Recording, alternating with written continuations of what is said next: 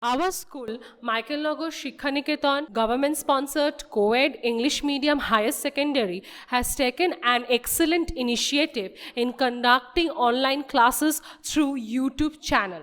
Even in this pandemic situation, our school did not step aback in providing and enhancing knowledge to the students. So, it's a request to the viewers, please like, comment and subscribe.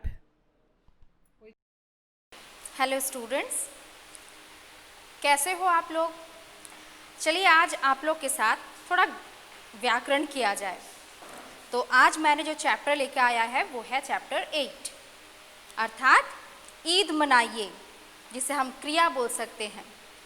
ठीक है, तो आज हम क्रिया को लेकर चर्चा करेंगे। तो क्रिया से आप क्या समझते हैं? जब हम कोई कार्य को कर रहे हैं तो वो हो गया क्रिया। तो क्योंकि हम ईद मनाइए, चैप्टर का नाम ईद मनाइए है, तो उसी से कुछ हम उदाहरण लेके आपको समझा देते हैं।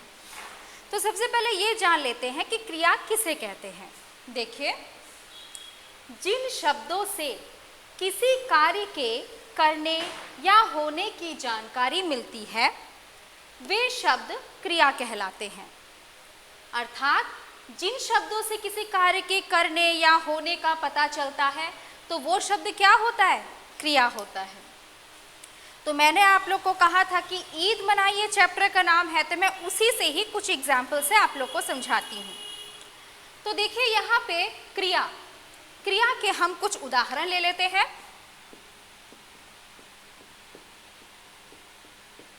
जैसे पहला उदाहरण देखिए, आज मुझे ईदी मिली है। आज मुझे ईदी मिली है। ईदी मतलब ईद में क्या सबको मिलता है ना, कुछ गिफ्ट वगैरह ये सब मिलता है, तो वही बताया जा रहा है आज मुझे ईदी मिली है। तो यहाँ पे मिलना क्या हो गया? यहाँ पे मिलना क्या हो गया? क्रिया हो गया। ठीक है, तो यहाँ पे आज मुझे ईदी मिली है अर्थात ये है क्रिया। उसके बाद दूसरा उदाहरण ले लेते हैं, आज सेवैयाँ खाएंगे।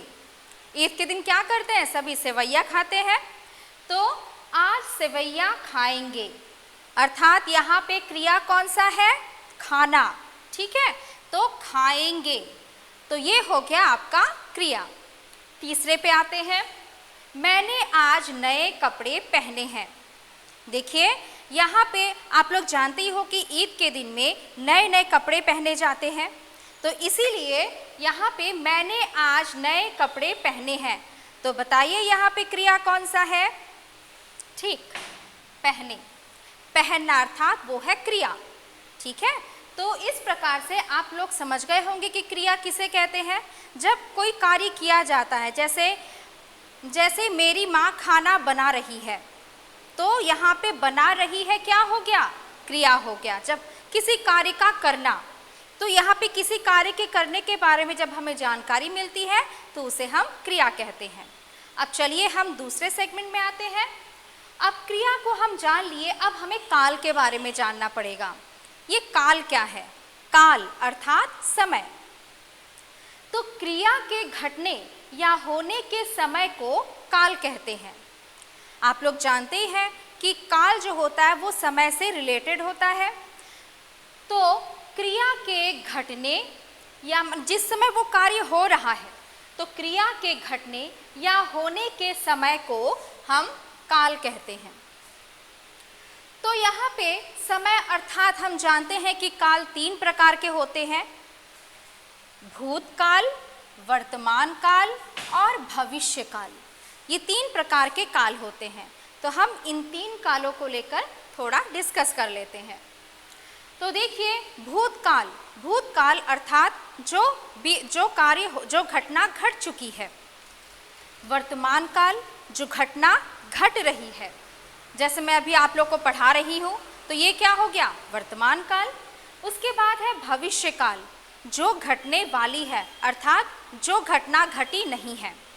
तो देखिए, मैं ये भूतकाल, वर्तमान काल और भविष्य काल से 3 उदाहरण ले लेती हूँ। जैसे यहाँ पे देखिए, उदाहरण काल से पहला है हमने होली मनाई। देखिए इस वाक्य से आप लोग को क्या पता चल रहा है? हमने होली मनाई अर्थात हमारा होली मनाना हो गया है, अर्थात वो घटना घट चुकी है। तो जो घटना घट चुकी होती है उसे हम कौन सा काल बोलते हैं? भूतकाल। ठीक है, ये देखिए भूतकाल। उसके बाद देखिए ये दूसरा जो उदाहरण है, ये हो गया हमारा पहला उदाहरण। ये दूसरा उदाहरण, हम होली मना रहे हैं। हम होली मना रहे हैं अर्थात यहाँ पे वो घटना घट रही है, वो घटना घट रही है अर्थात हम होली मना रहे हैं। तो ये कौन सा काल हो गया? जो घटना उस समय घट रही होती है। तो यहाँ पे घटने के समय को हम पता चल रहा है, तो ये क्या हो जाएगा? वर्तमान काल। वर्तमान काल अर्थात ये घटना घट रही है। उसके बाद हम आते हैं भविष्यकाल। भविष्यकाल अर्थात जो घटने वाला है, जो नहीं घटा है। तो हम होली मनाएंगे। देखिए यहाँ पे होली मनाने की व्यवस्था की जा रही है। होली मनाएंगे, अभी तक होली मनाई नहीं गई है अर्थात वो घटना घटी नहीं है, वो घटने वाली है। तो वो कौन सा काल हो गया? राइट, भविष्यकाल। भविष्य काल। तो आप लोग ये समझ गए होंगे कि काल और क्रिया, क्रिया जो है वो क्या है बताइए? किसी कार्य के करने या होने का जब पता चलता है तो वो हो जाता है क्रिया। तो उस शब्द को हम क्रिया कहते हैं। यहाँ पे मैंने आप लोग को एग्जाम्पल से बता दिया है। अब दूसरे पे हम आते हैं काल। काल क्या है? काल अर्थात समय। तो क्रिया के घटने या होने के समय को हम काल कहते हैं। तो काल हमने यहाँ पे 3 उदाहरणों से समझा दिया है। कुछ और उदाहरण हम ले सकते हैं, जैसे हम भूतकाल का ही उदाहरण ले लेते हैं। हम ईदगाह गए, फिर यहाँ पे हम कह सकते हैं सब मिलकर खेले। हम सब मिलकर खेले अर्थात वो घटना घट चुकी है, वो हो गया भूतकाल। उसके बाद वर्तमान काल में आते हैं। यहाँ पे क्या? इशिता फुटबॉल खेल रही है। आपके चैप्टर से ही मैंने कुछ उदाहरण लिए हैं। इशिता फुटबॉल खेल रही है अर्थात वो कार्य कर रही है। ठीक है, वो घटना उस समय घट रही है, तो वो हो गया आपका वर्तमान काल। और तीसरा जो है वो है भविष्य काल अर्थात मीता गाना गाएगी। वो अभी तक गाना गाई नहीं है, वो गाएगी अर्थात वो हो गया भविष्य काल। तो इस प्रकार से आप लोग समझ गए होंगे बच्चों कि क्रिया और काल क्या होते हैं।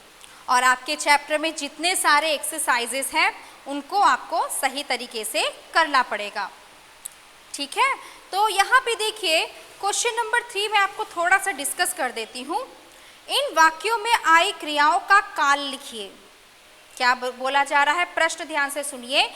इन वाक्यों में आई क्रियाओं का काल लिखिए। जैसे बच्चा तैर रहा है, तो बताइए ये कौन सा काल है?